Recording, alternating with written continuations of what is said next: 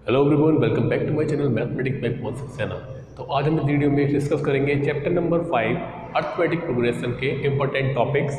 पूरे चैप्टर पर एक नज़र डालेंगे, क्या क्या चीज़ इंपॉर्टेंट है, क्या क्या फॉर्मूले हम यूज करने वाले हैं और कौन कौन सी क्वेश्चंस इसमें बहुत ज़्यादा इंपॉर्टेंट रहते हैं जो हर साल लगभग आते हैं।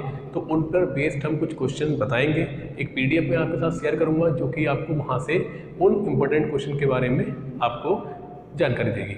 तो स्टार्ट करते हैं चैप्टर नंबर 5 के कुछ इंपॉर्टेंट टॉपिक। तो चैप्टर जो 5 स्टार्ट हुआ है, इसमें सबसे पहला एक्सरसाइज जो है एक्सरसाइज 5.1। इस एक्सरसाइज में आपको केवल ये फाइंड करना है कि जो सीरीज दे रखी है वो AP में है या नहीं है, और अगर कोई AP में है तो उसके नेक्स्ट 5 टर्म्स, नेक्स्ट 4 टर्म्स आपको फाइंड करने होंगे।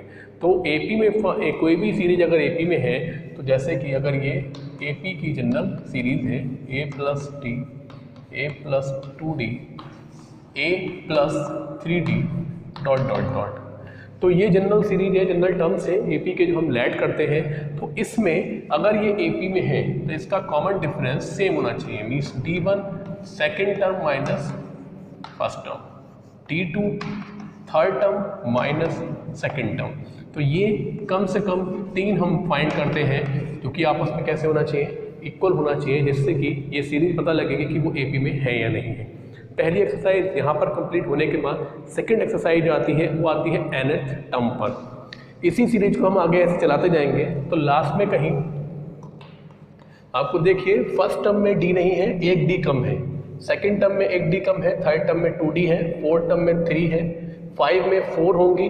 तो उसी तरीके से अगर हम nth टर्म निकालेंगे मीन्स nवें नंबर पर, तो एक n कम हो जाएगा, तो a + n - 1 × d। ये आपका nth टर्म का फॉर्मूला है। nth टर्म पर ये टर्म आएगी।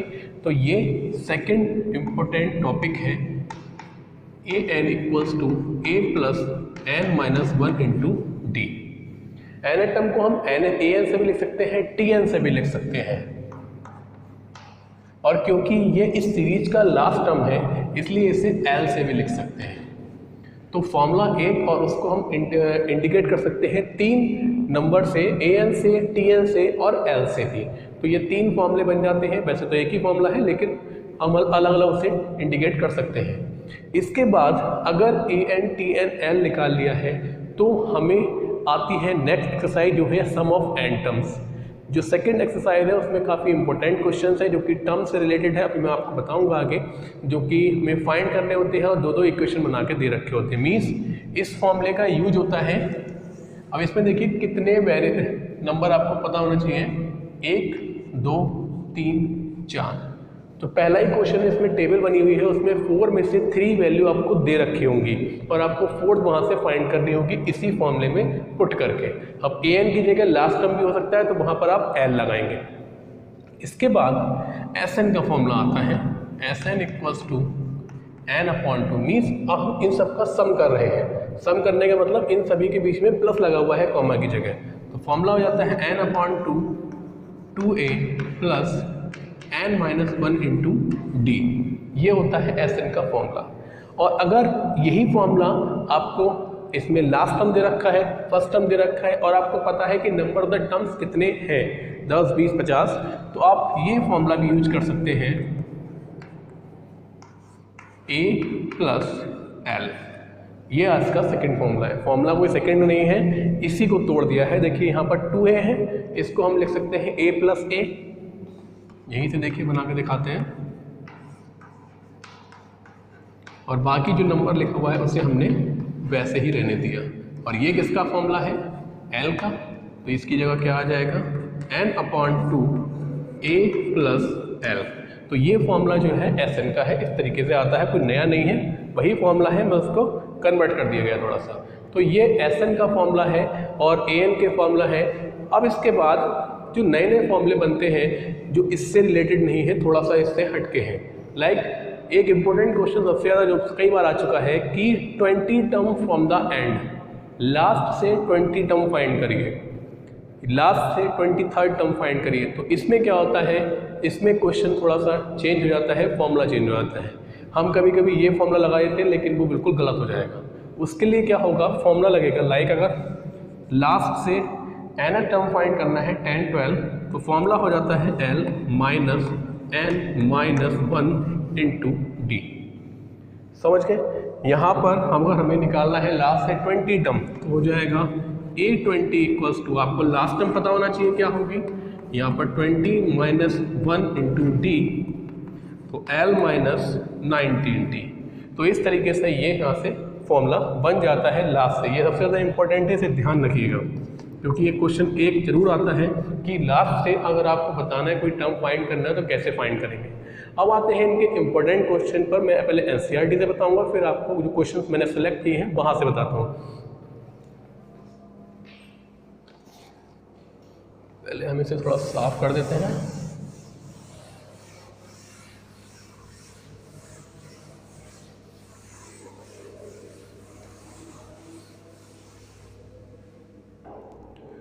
तो 5.1 में ऐसा कुछ खास है नहीं। 5.2 में जो एक्सरसाइज है उसमें आपको क्वेश्चन जो मिलेंगे, सबसे पहला इंपॉर्टेंट क्वेश्चन है how many numbers divisible by this this this.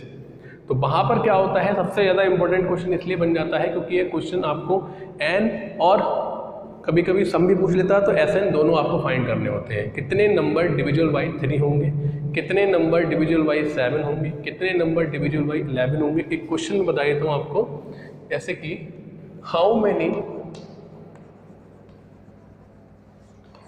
2 digits number are divisible by 4। ये क्वेश्चन आपका दे रखा है कि how many 2 digits number are divisible by 4। तो आपको ये बताना है कि 2 डिजिट के कितने नंबर 4 से डिविजिबल हैं। नंबर 4 से स्टार्ट होता है 4 8, लेकिन आपको 2 डिजिट के चाहिए तो पहले आपको बनाना होगा सीरीज कि क्या सीरीज है। तो 4 से डिवाइड होने वाला 2 डिजिट का पहला नंबर है 12। फिर आप आगे 12 का टेबल, 4 का टेबल पढ़ते जाइए, 16, फिर 20, और हम लास्ट टर्म भी निकाल सकते हैं क्योंकि 2 डिजिट का लास्ट नंबर होता है 99, लेकिन हमें ढूंढना है 4 से डिवाइड होने वाला। तो 4 की प्रॉपर्टी ये होती है कि लास्ट की 2 डिजिट डिविजिबल होना चाहिए। तो लास्ट में 99 के बाद 98, 97, 96, ये डिवाइड नहीं हो सकता, ये भी नहीं हो सकता, ये भी नहीं हो सकता, तो कौन सा होगा 96। तो लास्ट डिजिट आ जाएगी आपकी 96। अब आपको हाउ मेनी नंबर्स फाइंड करने कितने हैं ये, तो आप सिंपल सा an का फॉर्मूला लगा सकते हैं, an equals to a plus n minus 1 into D, या फिर an की जगह l भी लिख सकते हैं। लास्ट टर्म आपके पास है 96, फर्स्ट टर्म है 12, n आपको फाइंड करना है और d है 16 में से 12 जाएगा तो बचेगा 4। इस 12 को सबसे पहले इधर लेके आएंगे, बचेगा यहाँ पर n माइनस 1 इंटू 4, माइनस कर देंगे, 6 में से 2 जाएगा, 4 बचेगा, 9 में से 1 जाएगा, 8 बचेगा, और ये जो नंबर है 4 वो आ जाएगा डिवाइड में। कैंसिल कर देंगे, 4 2 जा 8, 4 1 जा 21 हो गए, और ये माइनस का 1 इधर आके प्लस का हो जाएगा। तो ये हो जाएंगे आपके 22 नंबर्स। समझ गए होंगे। अब इसमें एक चीज़ और भी आ सकती है कि sum of 2 digit number division by 4 between this and this. तो ये क्वेश्चन में आप यहाँ से सीधे SN का फॉर्मूला लगा सकते हैं और सॉर्ट वाला फॉर्मूला लगाएंगे, क्योंकि आपके पास नंबर ऑफ द टर्म्स पता लग चुके हैं कितने हैं। फर्स्ट टर्म आपको पता है क्या है और लास्ट टर्म भी आपको पता है क्या है। तो ये जो पहला इंपॉर्टेंट क्वेश्चन था वो मैंने आपको बताया। इसके बाद अगर आप 5.2 एक्सरसाइज में देखें तो क्वेश्चन में बता रहा हूँ जो इम्पोर्टेंट है, जैसे कि क्वेश्चन नंबर 7, ये कई बार आ चुका है। क्वेश्चन नंबर 7 के बाद आपका आता है इसमें क्वेश्चन नंबर 10, और क्वेश्चन नंबर 10 के बाद आपके 13 और 14 क्वेश्चन बहुत ही ज़्यादा इम्पोर्टेंट है। 13 14 के बाद आपको बताता हूँ मैं किस क्वेश्चन में क्वेश्चन नंबर 17, क्योंकि मैंने बताया था भी एग्जाम्पल कि लास्ट से कोई टर्म निकालनी है तो आप इसे भी कर सकते हैं बहुत अच्छे तरीके से, ये बहुत ही ज़्यादा रिपीटेड है। इसके बाद क्वेश्चन जो आते हैं आपके एक्सरसाइज आते हैं, लास्ट एक्सरसाइज SN वाली है 5.3 में। यही क्वेश्चंस आपको अगर क्या मिल जाएंगे, सम करने को आ जाएंगे, तो वो क्वेश्चन आपका SN में चेंज हो जाएगा। इसका जो क्वेश्चन है इसको एक्सरसाइज में क्वेश्चन कमी है और सभी कुछ आ रहा है, कुछ भी डिलीटेड नहीं है, तो आप सब कुछ तैयार रखें। और लॉन्ग क्वेश्चन में और केस स्टडी में आपका क्वेश्चन नंबर 20 देखने को कई बार मिल चुका है कि पोटैटो रेस में टोटल डिस्टेंस आपको कवर करनी है। और इसके बाद जो सम ऑफ 700 है क्वेश्चन नंबर 16, ये भी बहुत इंपॉर्टेंट है। और क्वेश्चन नंबर आता है इसके बाद 11 में आपको बताता हूँ Sn इक्वल्स टू दे रखा है 4n माइनस एन स्क्वायर। इसका एक और इम्पोर्टेंट टॉपिक है ये।